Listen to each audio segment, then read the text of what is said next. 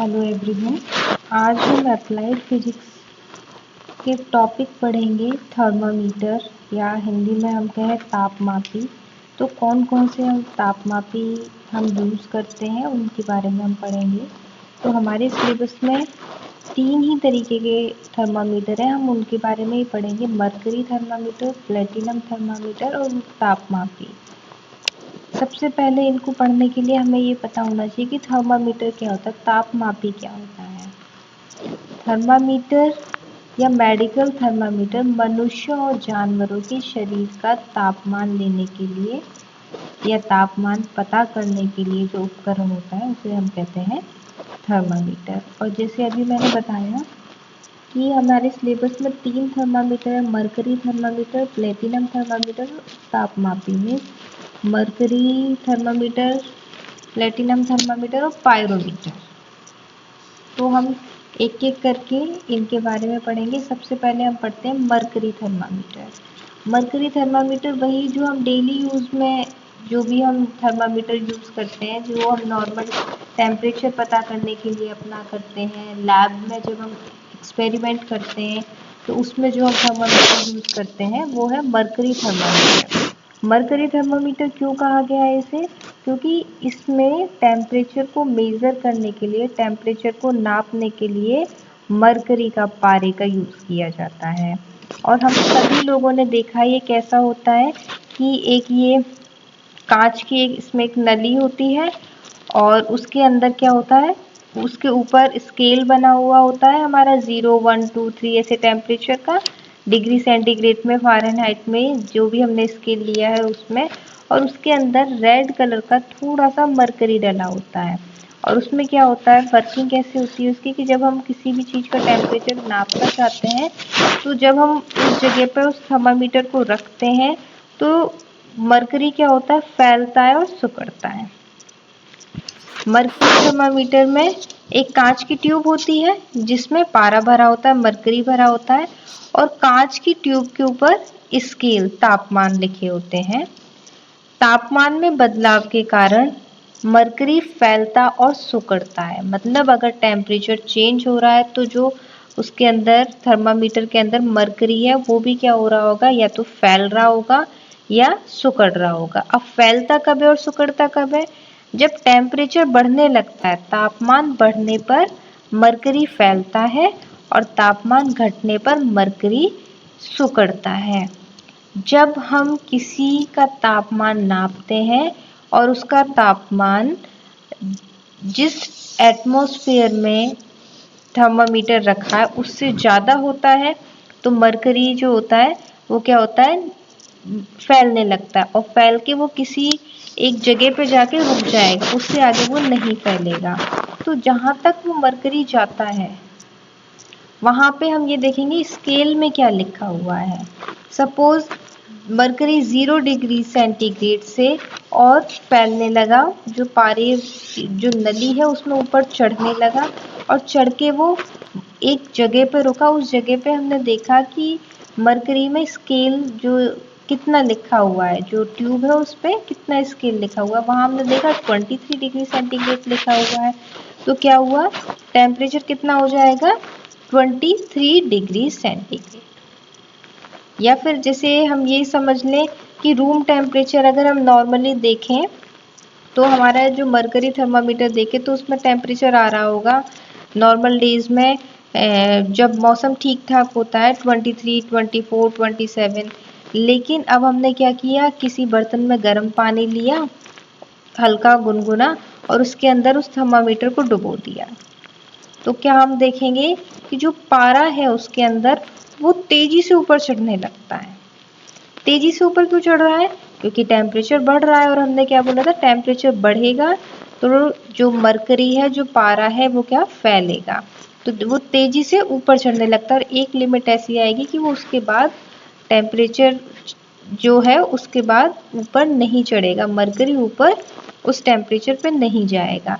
तो जिस स्केल पे जाके वो रुक जाता है, सपोज 23 से वो 61 डिग्री सेंटीग्रेड पे जाके रुक गया, तो जिस वस्तु में, जिस लिक्विड में हमने वो टेम्परेचर नापने के लिए थर्मामीटर डाला है उसका टेम्परेचर कितना हो गया 61 डिग्री सेंटीग्रेड।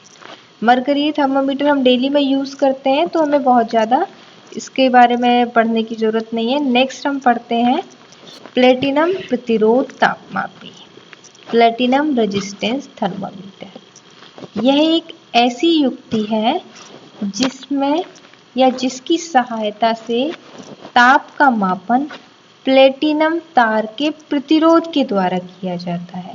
जैसे कि हमको नाम से ही पता चल रहा है, प्लेटिनम रेजिस्टेंस थर्मामीटर, प्लेटिनम प्रतिरोध तापमापी।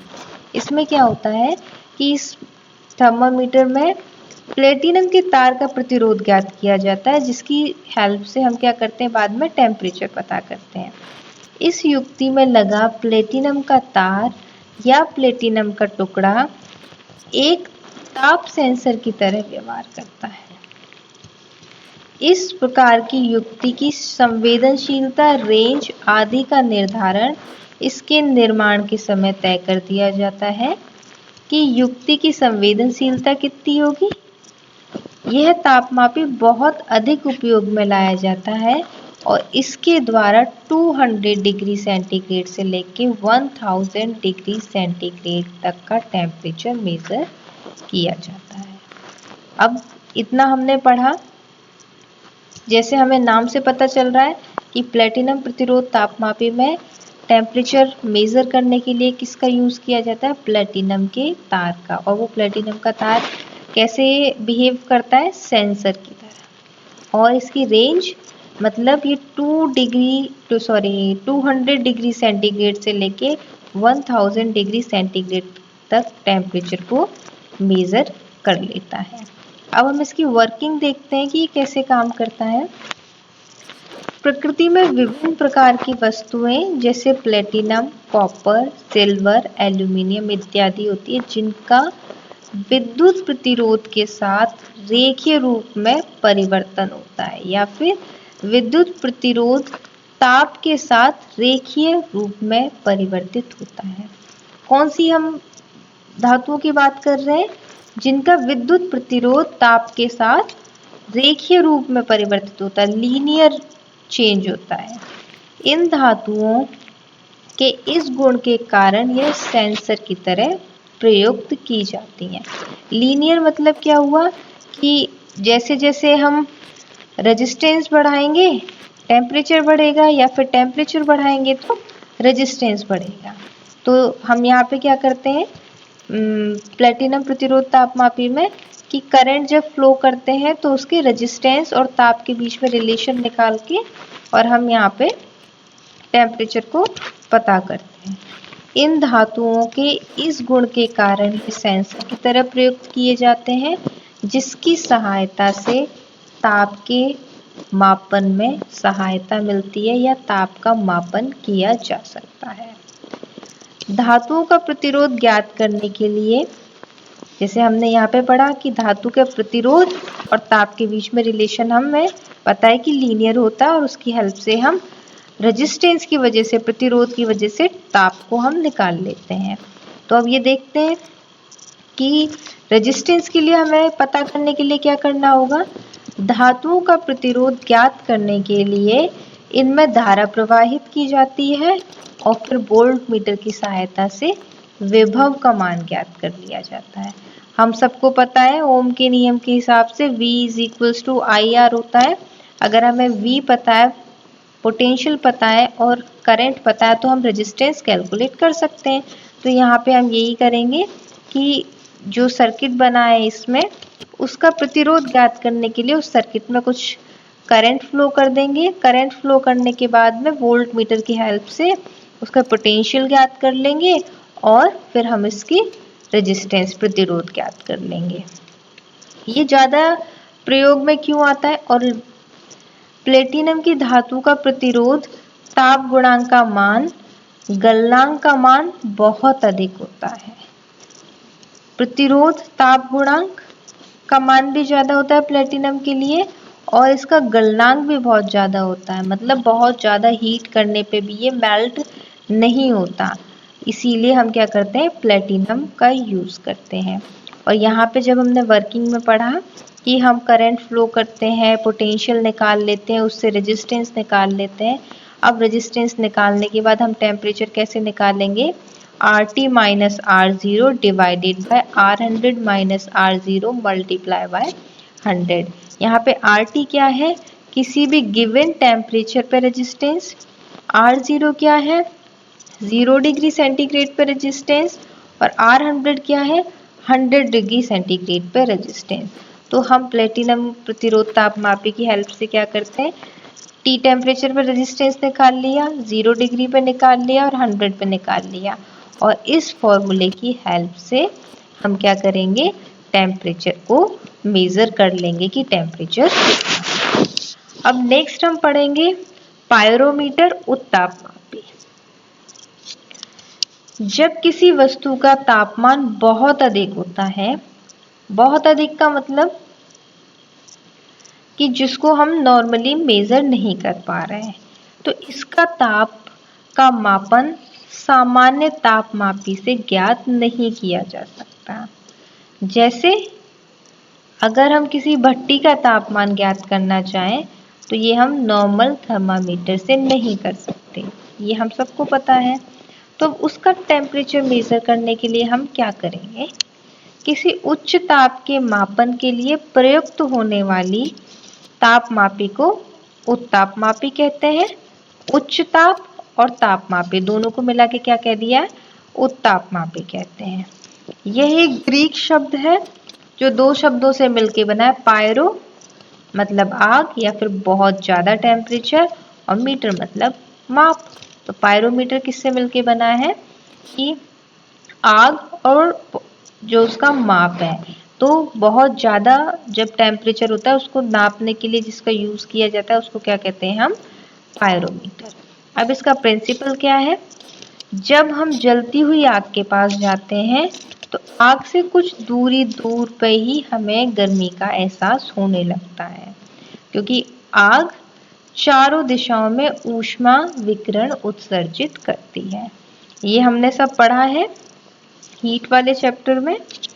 और इस कारण गर्म वस्तु से या आग से कुछ दूरी पर भी हमें ऊष्मा अनुभव होती है। क्यों दूर हमें ऊष्मा अनुभव होती है? क्योंकि जो आग है या जो गर्म वस्तु है, ये हमने क्या पढ़ा था कि वो कंटिन्यूअस ऊष्मा का विकिरण जो है उत्सर्जित करती रहती है। भौतिक विज्ञान के नियम के अनुसार आग ऊष्मा विकिरण उत्सर्जित करती है और इन विकिरणों का सीधा संबंध आग के तापमान से होता है। ये सब हमने पढ़ा था जब हमने पढ़ा था किरचॉफ का नियम, स्टीफन बोल्ट्जमैन का नियम। उस वाले चैप्टर में हमने ये पढ़ा था। अगर आप लोग भूल गए तो वो चैप्टर खोल के देखना वापस। तो जो उत्सर्जित विकिरण है उनका संबंध किससे है? सीधा कि जो बॉडी है जो विकिरण एमिट कर रही है, विकिरण उत्सर्जित कर रही है, उसका टेम्परेचर कितना है। यदि हम इन उत्सर्जित विकिरणों की तरंग दैर्ध्य ज्ञात कर दें, वेवलेंथ ज्ञात कर लें, तो हम उस आग के तापमान की भी गणना कर सकते हैं। और इसी प्रिंसिपल पे क्या काम करता है? उत्तापमापी। इसमें क्या होता है? उत्तापमापी से कैसे मेजरमेंट किया जाता है कि जो विकिरण जो रेडिएशन एमिट हो रही हैं उनकी वेवलेंथ मेजर कर लेते हैं और वेवलेंथ से हम क्या करेंगे? इसका टेम्परेचर नोट कर लेंगे या मेजर कर लेंगे। अर्थात इसके द्वारा गर्म वस्तु से प्राप्त ऊष्मीय विकिरण की तीव्रता के द्वारा उस गर्म वस्तु का तापमान का मान ज्ञात किया जा सकता है। ये स्टीफन के सिद्धांत पर कार्य करती है। स्टीफन बोल्ट्जमैन का सिद्धांत हमने पढ़ा था, जिसके अनुसार किसी वस्तु के इकाई क्षेत्र से प्रति सेकेंड उत्सर्जित ऊष्मा वस्तु के ताप के चतुर्थ घात के समानुपाती होता है। यहाँ क्या? E is proportional to T raise to the power 4। यहाँ से हमें E पता हो तो हम यहाँ पे क्या करेंगे? T की पावर 4 या फिर T हम कैलकुलेट कर लेंगे। इस तरीके से हम क्या है कि मरकरी थर्मामीटर, प्लेटिनम थर्मामीटर और पायरोमीटर का यूज़ करके अलग अलग कंडीशन में टेम्परेचर मेज़र कर सकते हैं। आज का लेक्चर अब यहीं ख़त्म होता है। Thank you.